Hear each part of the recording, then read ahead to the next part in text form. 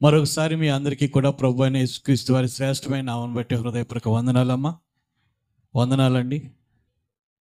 మనం చదువుకున్నటువంటి కీర్తన భాగంలో చక్కటి విశేషాలు మనం విన్నాం. మనము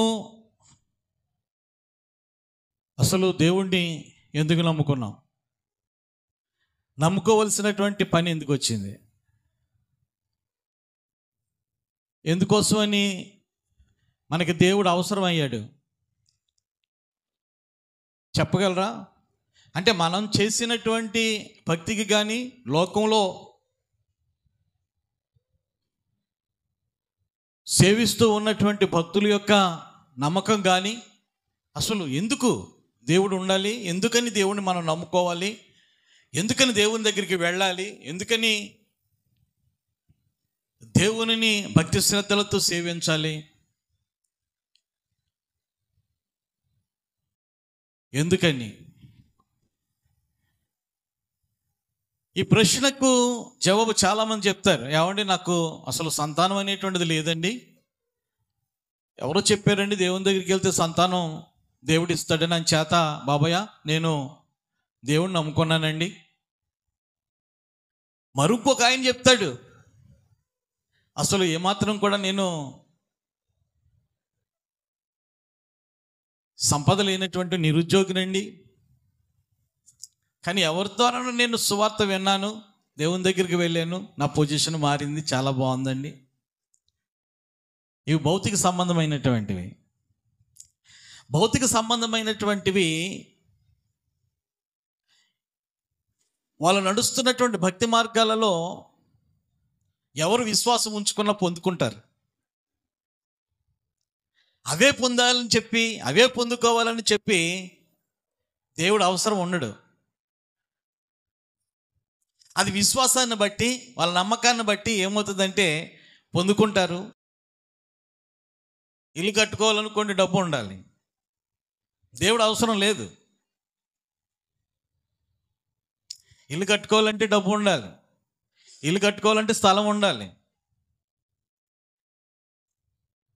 ఆరోగ్యం పొందుకోవాలంటే మంచి వైద్యం చేయించుకోవాలి. ఇటువంటి భౌతిక సంబంధమైన ప్రయోజనాల కోసము దేవుడు అవసరం అంటారా? భౌతిక సంబంధమైనటువంటి వాటి కోసమే దేవుణ్ణి నమ్ముకోవాలా? వాటికే స్పెషలిస్టా? అవి మనం పొందుకుంటున్నాం, లోకస్తులు పొందుకుంటున్నారు. అంతే కదా? దేవుడి దగ్గరికి వచ్చాం, దేవుడు మంచి ఇల్లులు ఇస్తున్నాడు. దేవుడి దగ్గరికి వచ్చే మంచి వివాహాలు జరిపిస్తున్నాడు. దేవుడికి ప్రార్థన చేసుకుంటే గర్భఫలాలు ఇస్తున్నాడు. దేవుడికి ప్రార్థన చేసుకుంటూ ఉద్యోగాలు ఇస్తున్నాడు. దేవుడికి ప్రార్థన చేసుకుంటూ ఆరోగ్యాలు ఇస్తున్నాడు. మరి ఇవే వాళ్ళు కూడా పొందుకుంటున్నారు కదా. వాళ్ళు పొందుకోలేదు అనుకోండి, అందరూ దేవుడిని నమ్మేసుకుంటారు. అంతే కదా? మనల్ని చూసి అందరూ కూడా ఏమవుతారు? వచ్చేస్తారు. మరి వాళ్ళు కూడా ఏం చేస్తున్నారు? పురుగుడుచులో ఉన్నటువంటి వారు ప్యాలెస్లు కట్టుకుంటున్నారు కదా. ఏంటి డిఫరెన్స్? అసలు ఎందుకు దేవుడు? పోయిన వారం చెప్పాను కదా సబ్జెక్ట్ ఏంటి? పోయిన వారం చెప్పినటువంటి సబ్జెక్ట్ ఏంటి?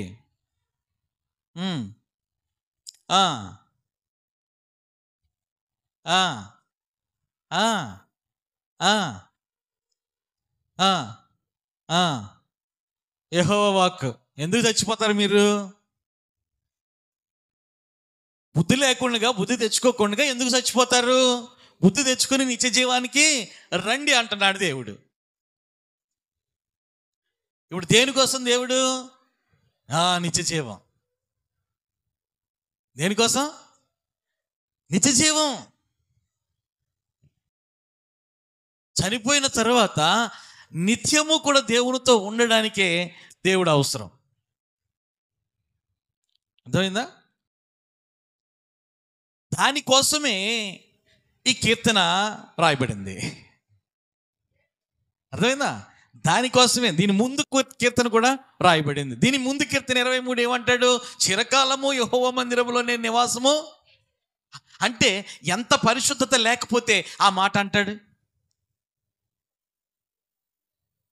ఎంత నీతి లేకపోతే ఆ భక్తుడు ఆ మాట పలకగలడు?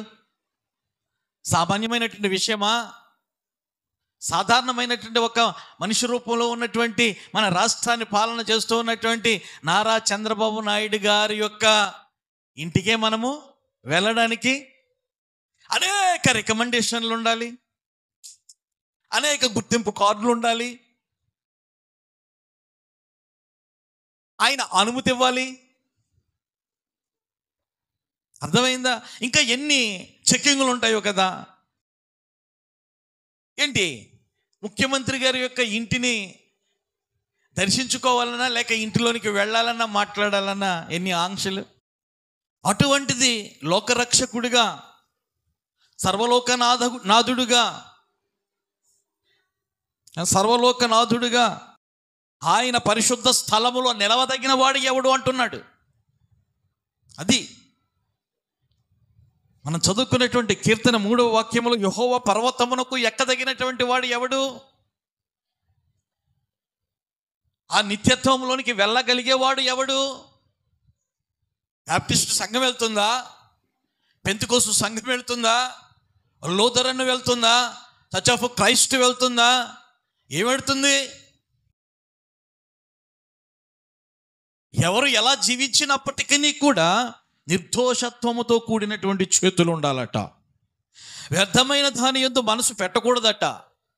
కపటముగా ప్రమాణము చేయకూడదట. ఇది మనిషి యొక్క బ్రతుకు.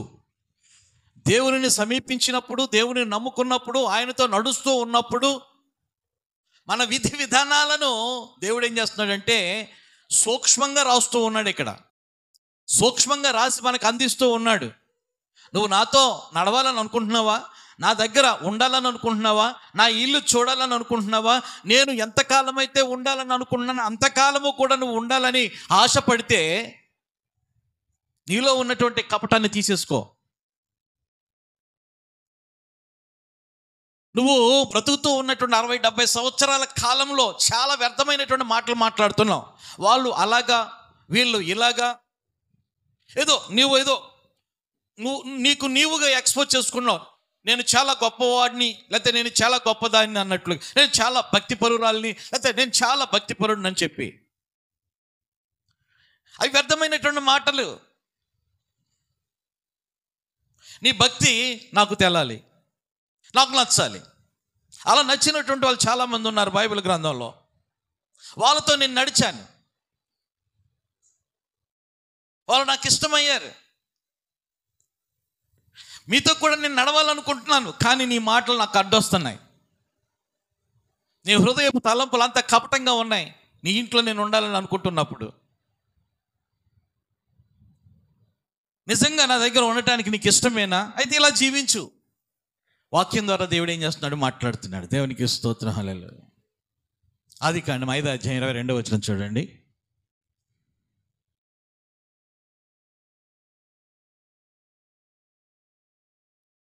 హనోకు 24వ వచనం చదవండి.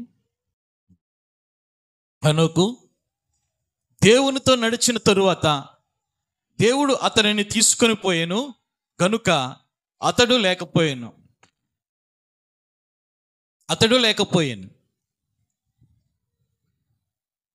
ఒకసారి హనోక్ అనేటువంటి వాడు మానవుడే, దేవుడు కాదు. అయితే విహారయాత్రకు వెళ్ళాలని దేవుడు అనుకున్నాడట. ఎక్కడికి వెళితే బాగుంటుంది? నా రూపంలో ఉన్నటువంటి మనుషులు ఉన్నారు కదా, నా రూపంలో ఉన్నటువంటి మనుషులు ఉన్నటువంటి లోకం భూలోకం కదా, ఈ భూమండలం మీదకి వెళ్ళి చూద్దాం అని చెప్పి ఆయన సంచరిస్తూ ఉన్నటువంటి సమయంలో ఒక కుర్రోడు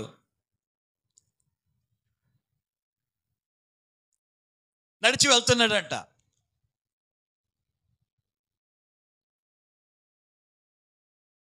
ఆ నడక దేవుణ్ణి అందించుకుంది.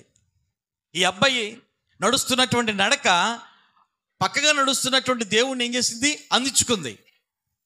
నా ప్రక్కన ఎవరో వస్తున్నారు అని చెప్పి దేవునితో నడవటం సామాన్యమైనటువంటి విషయం కాదు కదా. విహారయాత్రకు భూమండలానికి వచ్చినట్టు చాలా అర్థమయ్యేటట్లుగా చెప్పడానికి దేవుడు నాకు అవకాశం ఇస్తున్నాడు. ఇక్కడ ఉన్నది ఉన్నట్లుగా మనం చదివేసుకుంటే అర్థం కాదు. నాకంటే తెలివైనటువంటి వాళ్ళు ఉన్నారు, అర్థం కాదు. ఇక్కడ రాసినటువంటి మాటను బట్టి హనోకు దేవునితో నడిచిన తరువాత అనేటువంటి మాట ఎలాగా, అసలు దేవుడితో నడవటం అనేటువంటిది ఎట్లా జరుగుతుందండి? దేవుడు ఎక్కడ నడుస్తాడండి?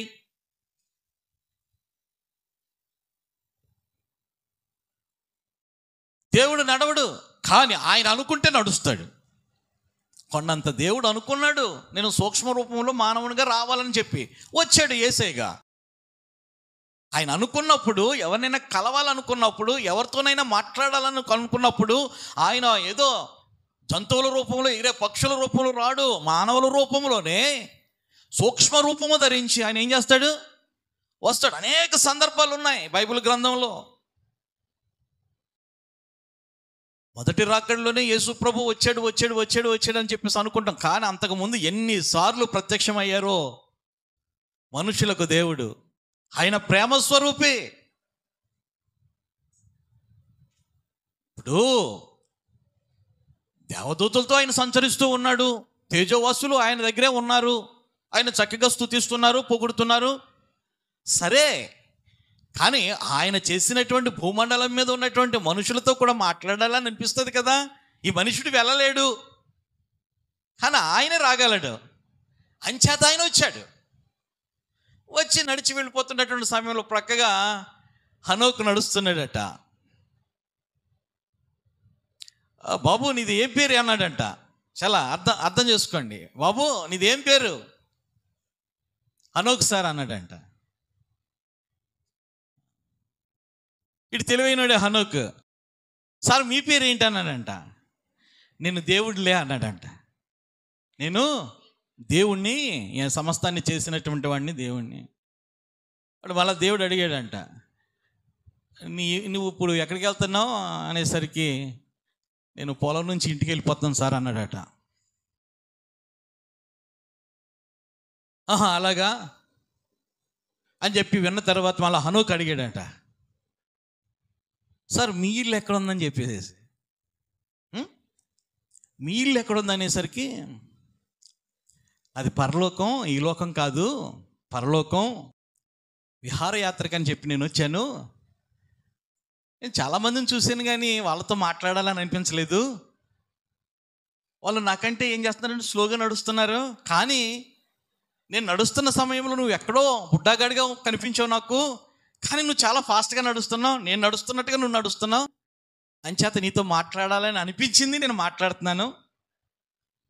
అది పరలోకం అని చెప్పేసి దేవుడు చెప్పాడట.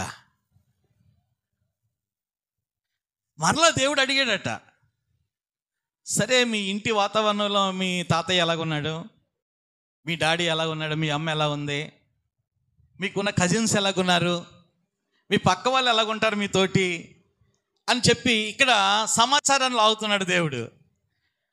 అప్పుడు హనోకు చెప్పాడట, మీతో ఎలా మాట్లాడాలో నాకు తెలియదు కానీ సారు, నిజంగా అక్కడ ఉన్నటువంటి మనుషుల్లో నేనే మంచోడు అన్నాడంట. హల్లెలూయా. మా తాత కంటే, మా నాన్న కంటే, మా అమ్మ కంటే, మా కజిన్స్ కంటే, ఆ పక్క వాళ్ళకంటే ఏం చేతనంటే నా పని ఏదో నేను చూసుకుంటాను సార్.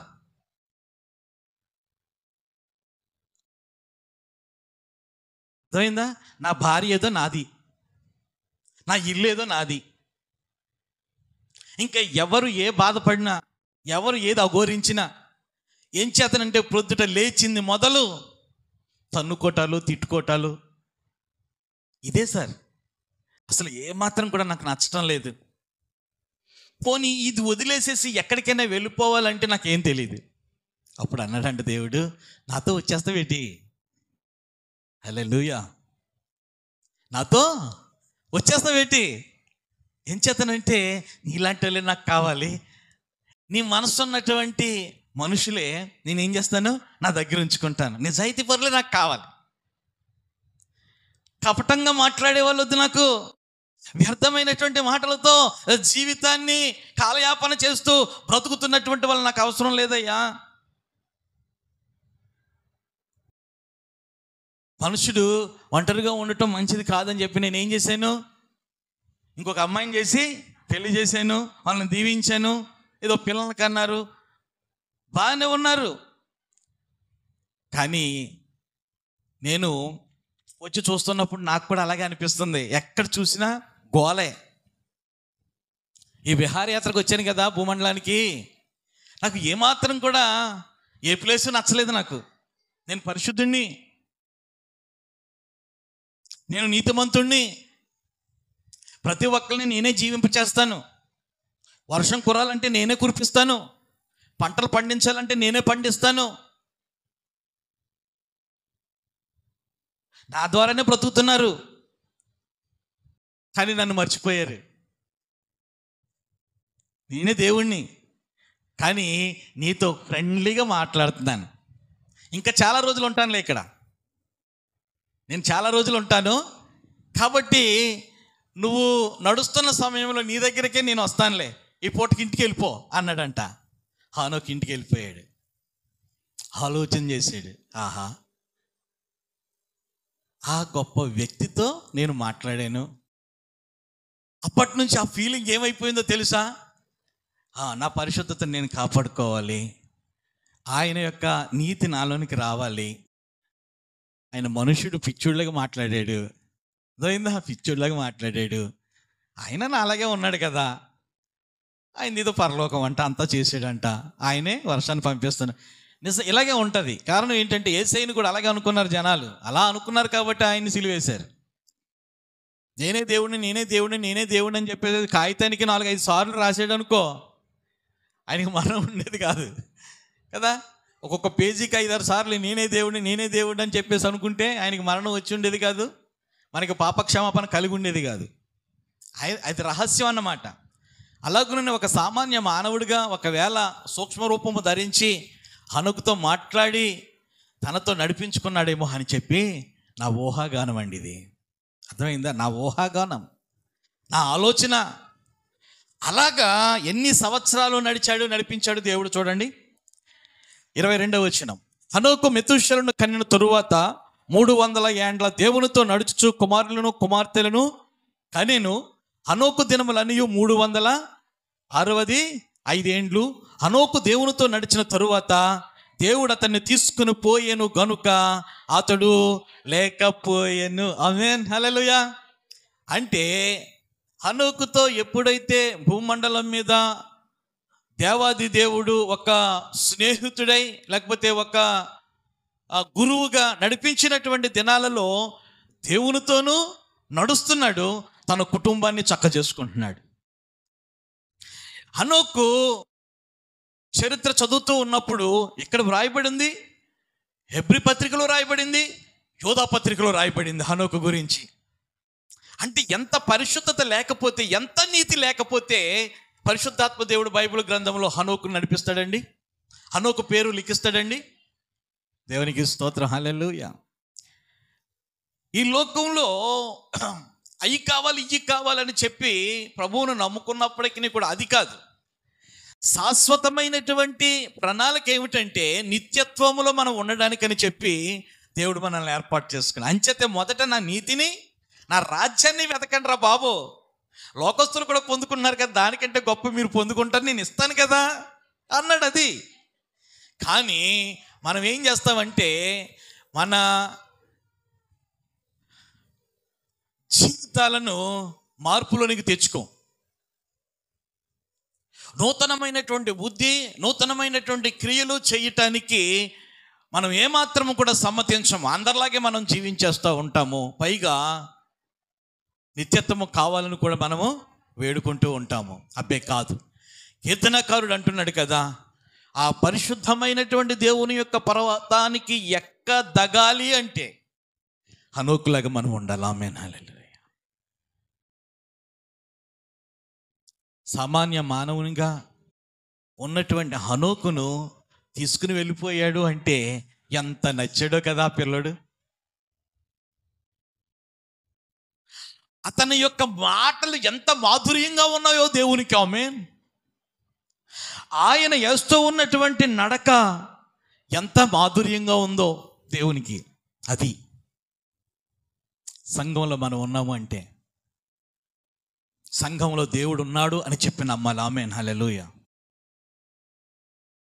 అర్థమైందా? సంఘంలో దేవుడు ఉన్నాడు, వాక్యంతో దేవుడు మాట్లాడుతున్నాడు అని చెప్పి సంఘంలో పవిత్రతను ఏర్పాటు చేసుకుంటంలో ఆ పరిశుద్ధ పర్వతానికి మనం ఎక్కదగగలం, ఎక్కి వెళ్ళిపోతాం మనం.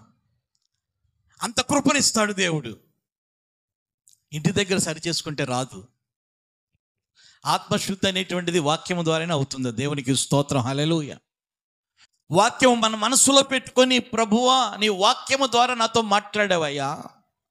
ఇంతవరకు కపటంగా నేను మాట్లాడాను, నా భర్తతో కపటంగా మాట్లాడాను, నా యొక్క పక్క వాళ్ళతో కపటంగా మాట్లాడాను, నా చేతులు పొరపాటు చేసాయ్యా, నా తలంపులు ఊహాగానాలు అన్నీ కూడా నా అపవిత్రం అయిపోయాయి. ఇదిగో సరి చేసుకుంటున్నాను. దేవునికి స్తోత్రం. ఏం చేతను ఇవాళ బల్లారాధన కాబట్టి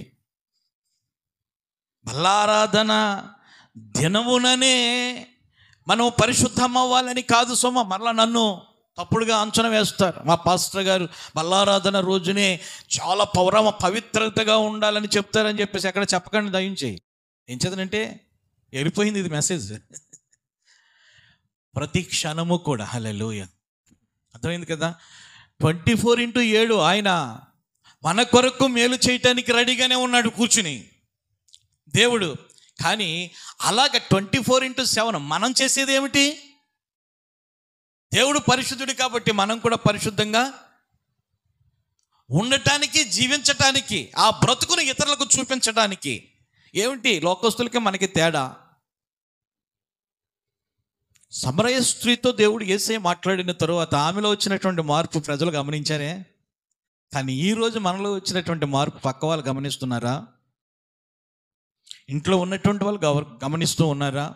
నువ్వు ఎక్కడైతే పని చేస్తున్నావో ఆ పని చేసే వారి యొక్క గృహములో కానీ, ఆ యొక్క పంట చేలో కానీ అటువంటి నమ్మకత్వం మనం కలిగి ఉన్నామా? ఒకవేళ ఉద్యోగాలు చేస్తూ ఉన్నటువంటి కార్యాలయాల్లో మన నిజాయితీ కనబడుతుందా? షడ్రకు, మేషకు, అబేద్నెగో, డానియేల్ ఏం చేశారు?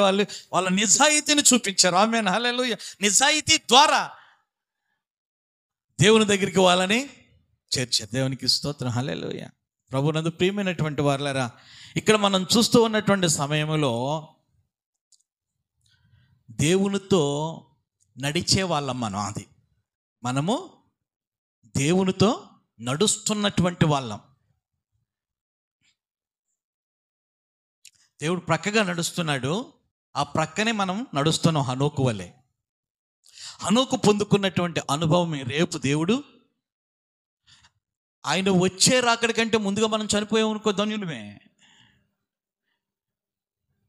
ఒకవేళ మనం బ్రతికుండగా ఆయన వచ్చేస్తున్నాడు అనుకోండి, మన సంఘం లెగాలి కదా, లేవబడాలి కదా ఆయనతో వెళ్ళిపోవడానికి. ఆమేన్. హనోకుతోనే నడవలేదండి, అప్పటి నుంచి ఇప్పటి వరకు నడుస్తూనే ఉన్నాడు మనుషులతోటి.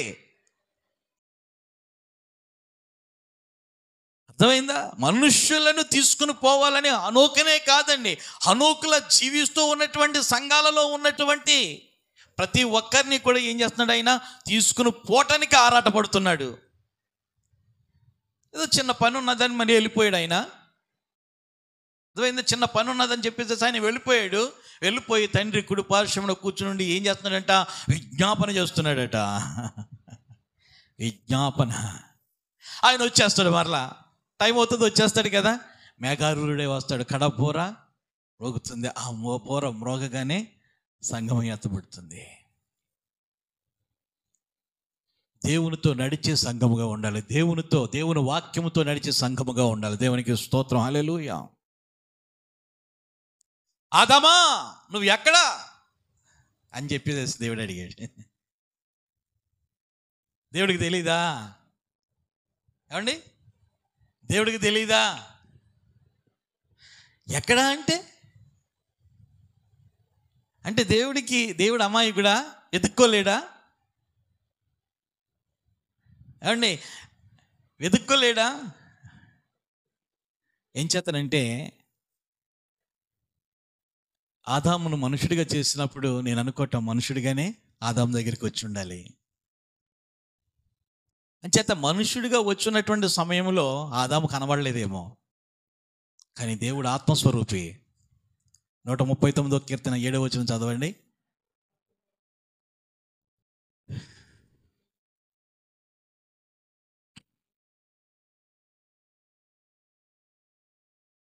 నీ ఆత్మ యొద్ద నుండి నేను ఎక్కడికి పోదును, నీ సన్నిధి నుండి నేను ఎక్కడికి పారిపోదునయ్యా. హల్లెలూయా. ఆకాశమునకు ఎక్కి అక్కడ ఉండాలన్నా నువ్వు అక్కడ ఉంటావు. పాతాళంలో పండుకోవాలని చూసినప్పటికీ కూడా నువ్వు అక్కడ ఉంటావు. నేను ఎక్కువ రెక్కలు కట్టుకొని ఎక్కడో సముద్రం అవతల ఉండాలని చెప్పి ప్రయత్నం చేస్తున్నాను, నీకు కనబడకుండా ఉండాలని, నువ్వు కూడా అక్కడ ఉన్నావు. చాలండి. కాబట్టి దేవుని యొక్క కనుదృష్టి నుండి మానవులమైనటువంటి మనము ఏమండి ఎక్కడున్నా ఆయన పట్టుకుంటాడు. మరి ఇదేమిటి, నువ్వు ఎక్కడున్నావు అని చెప్పేసి అడుగుతున్నాడు ఏంటి ఆదాముని? ఎస్, ఇంతవరకు ఆ తండ్రి గారు వచ్చినప్పుడు నాన్న వచ్చావా నా కోసం ఏం తెచ్చావు, మా కోసం ఏం తెచ్చావు ఆరాట పడుతూ ఉన్నటువంటి ఆదాము అవ్వలు ఆ దేవాది దేవుడు వచ్చినప్పుడు కనిపించలేదు.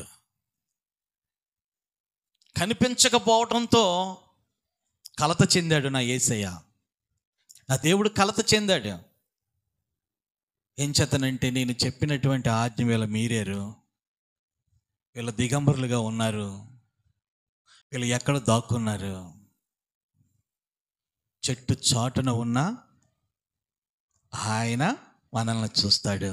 జక్కయ్యలా చెట్టెక్కి కూర్చున్నా ఆయన, చెప్పండి, ఆయన మనల్ని చూస్తాడు.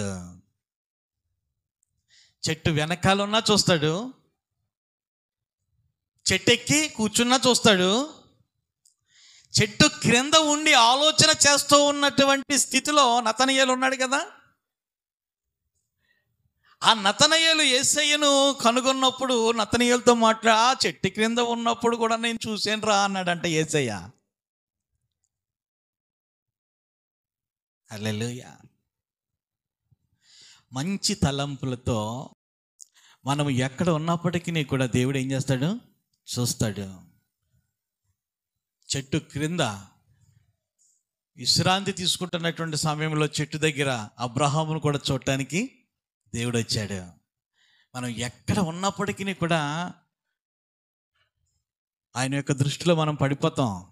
అర్థమైందా? కాబట్టి మనం నడుస్తూ ఉన్నటువంటి నడక పరిశుద్ధముగా ఉండాలి, మన క్రియలు పరిశుద్ధంగా ఉండాలి, మన ఆలోచనలు పరిశుద్ధంగా ఉండాలి, నిష్కపటమైనటువంటి హృదయం కలిగి మనము జీవించాలి. ఏది పొందుకోవాలంటేనా అదనమాట. నిత్యత్వంలో ఆయన పర్వతం మీదకు మనం వెళ్ళాలంటే అంటే ఏంటి, నిత్యము ఆయన యొక్క మందిరంలో ఉండాలి అంటే. హల్లెలూయా. చిరకాలము యెహోవా మందిరములో నేను నివాసము చేసేదను అన్నటువంటి భక్తుని యొక్క నిర్ణయము ప్రకారం మనము జీవించాలి అంటే, అది పొందుకోవాలి అంటే. దేవునికి స్తోత్రం. హల్లెలూయా. ఇక్కడ దేవునితో నడిచినటువంటి అనుభవం మనం చూస్తూ ఉన్నాం. దేవునికి స్తోత్రం. నిర్గమకాండం 33:11 చూడండి.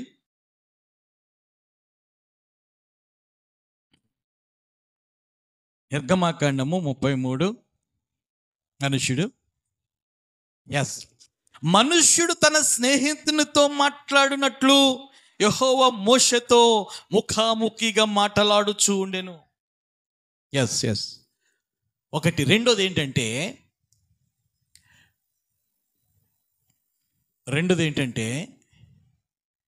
మన యొక్క అనుభవము,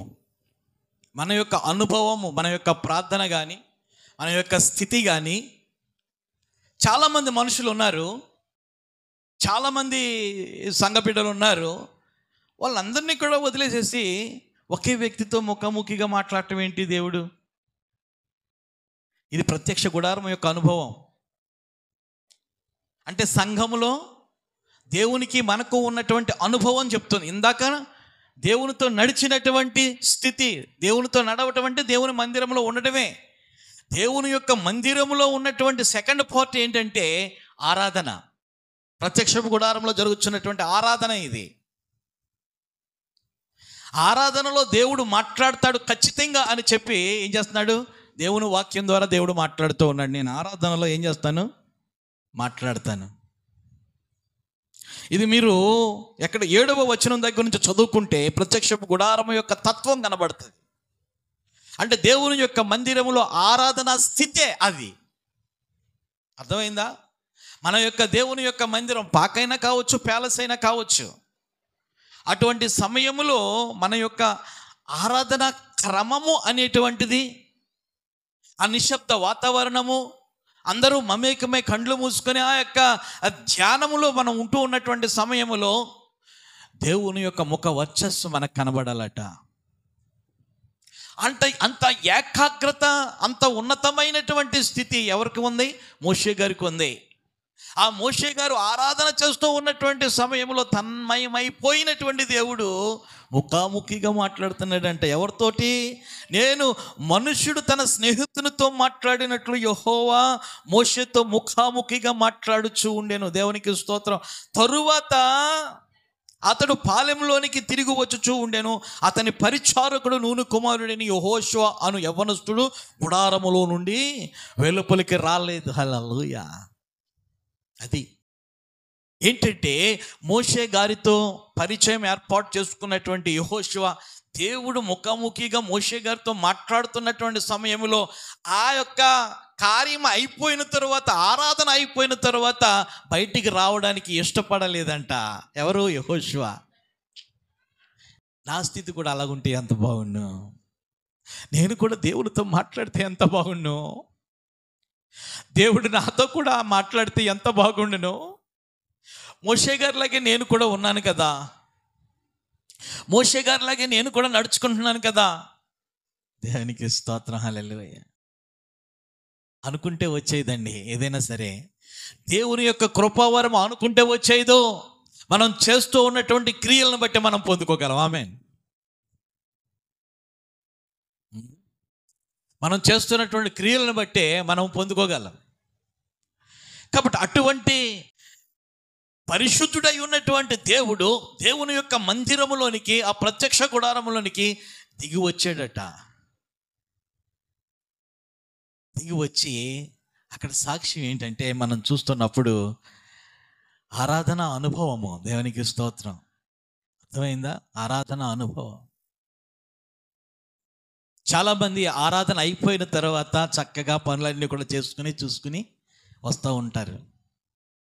మనిషికి స్వస్థత కావాలన్నా, మనిషికి ఆయన యొక్క ప్రత్యక్షత, ఆయన యొక్క ముఖ దర్శనము చూడాలన్నా ఏకాగ్రతతో అలా కళ్ళు మూసుకుని చేతులెత్తి ప్రార్థన చేస్తున్నటువంటి సమయంలోనే ఆయన యొక్క మహిమ, ఆయన కృపా వర్షము మన మీదకి దిగొస్తుంది. ఆమేన్. సాక్ష్యాలు సమయానికి వెళ్తారులే, ఆ పాస్టర్ గారు ఆ చెయ్యేస్తారు, ప్రార్థన చేస్తారు, ఆశీర్వదించేస్తారు. ఇది కొంతవరకే. హల్లెలూయా. ఫస్ట్ నుంచి చివరి వరకు కూడా యోహాను గారు ప్రభువుని అంటకుండా ఉన్నాడంటే దాని అర్థం ఏంటి? ఎందుకని ప్రకటన గ్రంథం రాయేసాడు ఆయన? ఎందుకని అటువంటి ప్రత్యక్షతలు అన్నీ కూడా యోహాను గారు పొందుకున్నారు? ఫస్ట్ నుంచి చివరి వరకు కూడా దేవుని యొక్క మందిరములో, అర్థమైంది, దేవుని యొక్క మందిరములో మన యొక్క పరిశుద్ధతను చూసే దేవుడు పరవశించిపోయి వాళ్ళతో ఉండిపోవాలని చెప్పి అనుకునే దేవుడు. ఆమేన్. హల్లెలూయా. ఆయన అంటాడు కదా, 2-3 కలిసి ప్రార్థన చేసిన చోట నేను ఉంటాను అని చెప్పి. ఆ ప్రార్థన చేసే చోటు ఏంటంటే దేవుని మందిరం. దేవుని యొక్క మందిరములో ఆరాధన పాటలు ఉండాలి. వ్యక్తిగతంగా ఎంతోమంది రాసుకున్నటువంటి పాటలు, వాళ్ళ యొక్క అనుభవపూర్వకమైనటువంటి పాటలు పాడతాం మనం. అవి వాక్యానుసారమైనటువంటి పాటలు, అవి ఆరాధన పాటలు కాదు. ఆరాధన పాటలు ఎవరు పాడుతున్నారు? మా సంధ్యమ్మ పాడుతుంది, శ్రీని గారు పాడుతున్నారు. మిగతా వాళ్ళందరూ కూడా ఎవరెవరయో ఎక్కడెక్కడయో వ్యక్తిగతంగా నిర్ణయించుకున్నవి. ఆయన శక్తిని మహిమపరిచే విధంగా, ఆయన కృపలను బలపరిచే విధముగా ఆ ఇశ్రాయేలీయుల పట్ల దేవుడు చేసినటువంటి కార్యాలు అన్నీ కూడా ఆరాధన పాటలే. దేవునికి స్తోత్రం, హల్లెలూయా.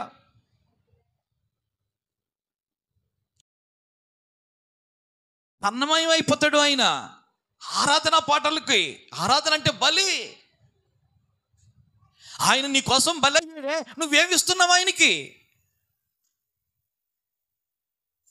సజీవ యాగముగా మనకు మనం సమర్పణ చేసుకోవాలి కదా. బలి అంటే ఆయన మహనీయుడు. ఆయన చిన్న నెత్తురు బుట్టు లేకుండా కూడా మన కొరకు ఆయన ఏమైపోయాడు? బలి అయిపోయాడు.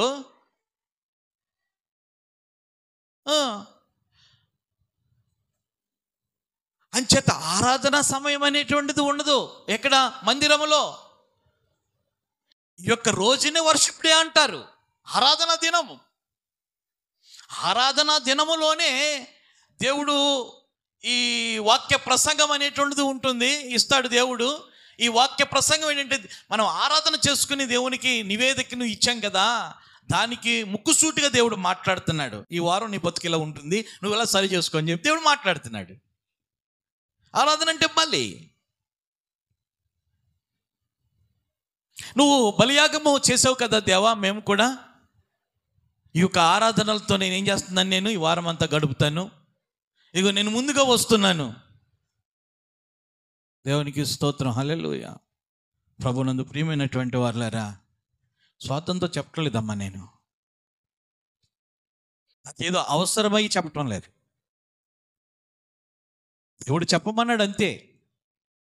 ఆ ప్రత్యక్ష గుడారంలో అందరూ అటెండ్ అయిన తరువాత జరుగుతున్నటువంటి ఆరాధనలో ఆ మోషే గారితో ప్రత్యక్షంగా మాట్లాడుతున్నాడు, ముఖాముఖిగా అలాగ తన్మయంతో ప్రార్థన చేస్తున్నటువంటి సమయంలో దేవుని యొక్క ఆత్మ మీ మీదకి వచ్చేస్తుంది.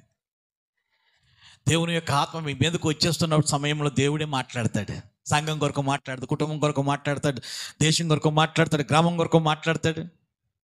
అనేక కృపవరాలు. ఏం చేస్తాడంటే, ఈ వారం దినాలు ఇంటి దగ్గర అయ్యి మొత్తం చేసుకుని మలినం అయిపోయినటువంటి మన హృదయం, వాళ్ళ ఆరాధన దినం ఎప్పుడు వచ్చేస్తుంది? ఆదివారం వచ్చేస్తుంది. నేను ముందు ఉండాలి, మరలా నేను ఏమవ్వాలి?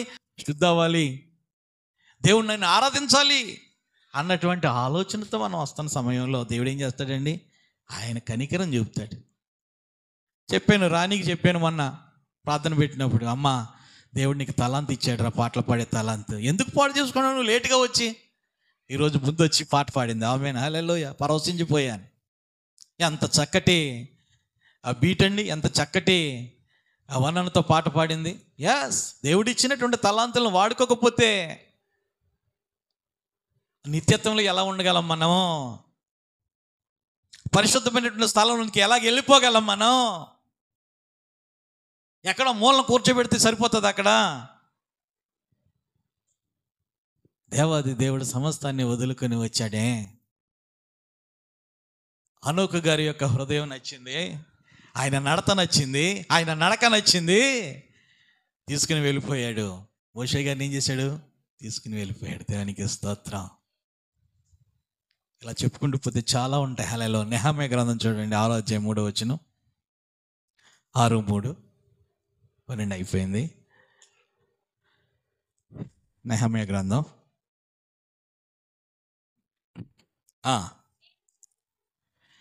అందుకు నేడు నేను చేసే పని గొప్పది, దాన్ని విడిచి మీ వద్దకు వచ్చుటకై నేను దాన్ని ఎందుకు ఆపాలి? ఇక్కడ చూడండి, అంత మందిరము యొక్క వర్కే చూడండి, అంత మందిరము పనే. దేవునితో నడిచాడంటే దేవుని యొక్క సన్నిధిలో ఉన్నాడని హనోకును అర్థం చేసుకోవాలి. ప్రత్యక్ష గుడారంలో ఆరాధన జరుగుతున్నటువంటి సమయంలో మోషే గారితో దేవుడు మాట్లాడుతున్నాడు అంటే ఆరాధనలో, ఆ యొక్క మందిరములో దేవుడు మాట్లాడతాడు. ఆ అనుభవంలోనికి మనం రావాలి. మూడోది, మనం ఆలోచన చేసినప్పుడు మందిరం అనేటువంటిది తయారైపోయింది, ప్రహారీ అనేటువంటిది కూలిపోయింది. ప్రహారీ లేదు. ఇప్పుడు ఈ స్తంభాలు వేసి మనము ఇక్కడ ఆరాధన చేస్తున్నాం అనుకోండి, గోడలు లేకుండా పబ్లిక్గా అందరికీ కనబడతాం. మనం పిచ్చోళ్ళు అనుకుంటారు వాళ్ళందరూ. మనం చేసే పనులు అల్లేలో చెప్పడం అది ఇది గందరగోళం అందరికీ కనబడుతుంది. అలా ఉండకూడదు, మరుగ్గా ఉండాలి. మరుగ్గా ఉండాలి కాబట్టి గోడలు. ఇప్పుడు మందిరం తయారైపోయింది, కానీ ప్రహరీ గోడ లేదు. ఆ గోడ కట్టాలి, ఇది దేవునిది అని చెప్పి ఆరాటంతో ఉన్నాడంట నెహమ్యా. ఉండి ఆయన ఎవరి దగ్గర పనిచేస్తున్నారో ఆ రాజు దగ్గర అలాగే విచారంగా ఉంటున్నటువంటి సమయంలో రాజు అంటాడు, ఏంట్రా అబ్బాయి, ఇంతవరకు కూడా నువ్వు చాలా ఉత్సాహంగా ఉండేవాడు, ఇవాళ ఏదో కొంచెం వికారంగా కనపడుతుంది ముఖం, ఏంటి నీలో ఉన్న చింత అంటే అప్పుడు చెప్తాడు అనమాట, రాజా మేము యూదులు కదా, యూదులకి ప్రార్థనా మందిరం ఉండాలి, అలాగా ప్రార్థనా మందిరం తయారైంది, కానీ చుట్టూ ఉన్నటువంటి కంచె లేకపోతే ఆ యొక్క కట్టడం ఏదైతే ఉందో ప్రహారీ లేదు. శత్రువులు అత్తమాను కూడా దాడి చేస్తారు కాబట్టి చుట్టూ ఉన్నటువంటి వాళ్ళందరూ కూడా శత్రువులే. వాళ్ళ బలం ఎక్కువైపోయింది, మా బలం తక్కువైపోయింది గోడ లేకపోవటం వల్ల. ఇట్స్ యువర్ పర్మిషన్, మీరు గ్రాంట్ చేస్తే నాతో పాటు కొంతమందిని తీసుకుని వెళ్ళి కడతానయ్యా అనేసరికి, నీకు ఏం కావాలో చెప్పరా, మీరందరూ బాగుండాలి, నీకు ఏం కావాలో చెప్పు, పర్మిషన్ లెటర్ నేను ఇస్తానని చెప్పేసి రాజు ఇస్తాడు. ఆ రాజు ఇచ్చినటువంటి మాటను బట్టి కొంతమంది వాళ్ళను వెంటేసుకుని పోయి ఆ దేవుని యొక్క మందిరానికి చుట్టూ ఉన్నటువంటి గోడ కడుతున్నారట. దేవుని యొక్క పని అది, దేవుని యొక్క పని. దేవుని యొక్క మందిరములో ఏ పరిచర్య చేసినప్పటికీ అది దేవుడి యొక్క పని. మధ్యలో ఎవడు డిస్టర్బ్ చేసినా పో, అదే అలా చెప్పాలి మనం. నన్ను డిస్టర్బ్ చేయకు, నేను దేవుని కనపరుచుచున్నాను అలా చెప్తున్నాడు ఇక్కడ. పనికిమాలినటువంటి వాళ్ళు పెద్ద మనుషులు వాళ్ళకి సంబంధించినటువంటి మనుషులను పంపించాడు. వాళ్ళ నాయన రమ్మంటున్నాడు, నిన్ను ఏదో కలవమంటున్నాడు, ఏదో పని ఉన్నదంట అని చెప్పేసి గోడ కడుతూ ఉన్నటువంటి నెహమ్యా దగ్గరికి మనుషులను పంపించాడు. ఏమంటే మీరు ఎందుకు వచ్చారంటే, పలానా పెద్ద మనిషి మిమ్మల్ని రమ్మన్నాడు. నేను రాను, దేవుని పని, దేవుని గోడ కడుతున్నాను నేను, ఇది అయిపోయిన తర్వాత నేను కలుస్తానులే, ముందు దేవుని పని చేయాలి. దేవునికి స్తోత్రం, హల్లెలూయా. ఏం చేస్తానంటే, నన్ను ఘనపరచువాడిని నేను ఘనపరుస్తానంటే ఎక్కడ పెడతానని దాని అర్థం, ఆయన దగ్గర పెట్టుకుంటాడు. అర్థమైందా? అది అగ్నిగుండంలో వేసేవాడు కాదు ఘనపరచడం అంటే. అగ్నిగుండాన్ని తప్పిస్తాను, నేనున్నటువంటి స్థానంలో పెట్టుకుంటాను అని చెప్పి. అంటే నెహమ్యా ఎక్కడున్నాడు? ఏం చెప్పటం వల్ల అక్కడ, నేను మీ యొద్దకు వచ్చుటకై నేను నా పని ఎందుకు ఆపాలి, నేను రాలేనని చెప్పుటకు దూతలను పంపించి తిని, వారు అలాగున్న 4 మార్లు నా యొద్దకు వర్తమానము పంపక ఆ ప్రకారమే నేను మరలా ప్రత్యుత్తరం ఇచ్చి తిని, అంతటా 5వ మారు సన్బల్లటు తన వాని ద్వారా విప్పి ఉన్నటువంటి ఒక పత్రికను నా యొద్దకు పంపించెను. దేవుని యొక్క పనిని ఆపటానికి చాలామంది ప్రయత్నం చేస్తూ ఉంటారు. దేవుని యొక్క సన్నిధికి వెళ్ళకుండా ఆపాలని, దేవుని వాక్యం చదవకుండా చేయాలని, దేవుని యొక్క ఆరాధన ఉండకుండా చేయాలని, దేవుని యొక్క సన్నిధి ఉండకుండా చేయాలని. ప్రియమైనటువంటి వారులారా, అది సాతాను యొక్క కుట్ర అని చెప్పి ప్రక్కన పెట్టి దేవుణ్ణి ఘనపరచడానికి ఈ రోజును మనం ఏం చేయాలి? ముందుగానే సిద్ధపాటు కలిగి ఉండాలి. ముందుగానే సిద్ధపాటు కలిగి ఉండాలి. ఈవేళ ఆదివారం ఆరాధన ఎన్ని గంటలు చేస్తారు పాస్టర్ గారు? 2 గంటలు చేస్తారు. తర్వాత అంతా కూడా ఖాళీయే కదా. ముందుగా ఆయనకి ఇచ్చే సమయం ఆయనకి ఇచ్చేద్దాం. ఇటువంటి దైవికమైనటువంటి నిర్ణయం, దైవికమైనటువంటి సంకల్పం కలిగి మనం జీవిస్తున్నటువంటి సమయంలో నిర్దోషమైనటువంటి హృదయంగా మన హృదయాన్ని చూస్తాడు. ఏం చేత అనేక పనులు ఉన్నప్పటికీ కూడా నా కుమార్తె లేకపోతే నా కుమారుడు ఎక్కడున్నాడు? జీవము గల దేవుని యొక్క మందిరంలో ఉన్నాడు. హల్లెలూయా. ఆ వారం అంతా కూడా ఎంతగా ఆదరిస్తాడు కదా పరిశుద్ధాత్మ దేవుడు. ఆ వారం అంతా కూడా నీ యొక్క రాకను బట్టి, నీ యొక్క సంతోషాన్ని బట్టి, నీ యొక్క ఆరాధనను బట్టి, నీ యొక్క ఉత్సాహాన్ని బట్టి ఎంతగా దేవునికి ఇస్తాం. ఈ లోకంలో ఉన్నాయన్నీ కూడా ఏమండి తెలివితేటలతో సంపాదించుకోవచ్చు మనం కదా. కొంచెం బద్ధకాన్ని విడిచిపెట్టి కొంచెం చురుకైనటువంటి ఆత్మతో పని చేసుకుంటే మనం అన్నీ సంపాదించేసుకోవచ్చు. కానీ నిత్యత్వమైనటువంటి సంపాదించుకోవాలి, అది దేవుడే ఇవ్వాలి. అర్థమైందా? అది దేవుని ద్వారానే మనం సంపాదించుకుంటాం. అది మనం పొందుకోవాలని చెప్పి దేవుడు వాక్యం ద్వారా ఏం చేస్తాడు? మనల్ని సరి చేస్తూ ఉన్నాడు. కాబట్టి ప్రభువునందు ప్రియమైనటువంటి వారులారా, చదువుకున్నటువంటి ఆ కీర్తనలో ఉన్నటువంటి భాగం ఒక్కసారి నేను మరలా రిపీట్ చేసి నేను ముగిస్తాను.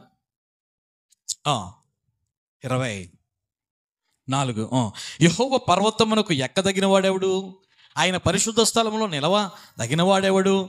వ్యర్థమైన దాని యందు మనసు పెట్టక, హల్లెలూయా, వ్యర్థమైన దాని యందు మనసు పెట్టక, కపటముగా ప్రమాణము చేయక, నిర్దోషమైన చేతులను శుద్ధమైన హృదయం కలిగి ఉండువాడే వాడు యెహోవా వలన ఆశీర్వాదము నొందును, తన రక్షకుడైన దేవుని వలన నీతిమత్వము నొందును. దేవునికి స్తోత్రం. అంటే ఏంటి? మనల్ని పరలోకంలో ఉంచే దేవుడుగా దేవుడు ఏం చేస్తున్నాడు? తన వాక్యం ద్వారా మాట్లాడుతూ ఉన్నాడు. అట్టి కృప మనం అందరూ కూడా పొందుకుందాం. అందరూ కూడా తలలు వంచండి, ప్రార్థన చేసుకుందాం.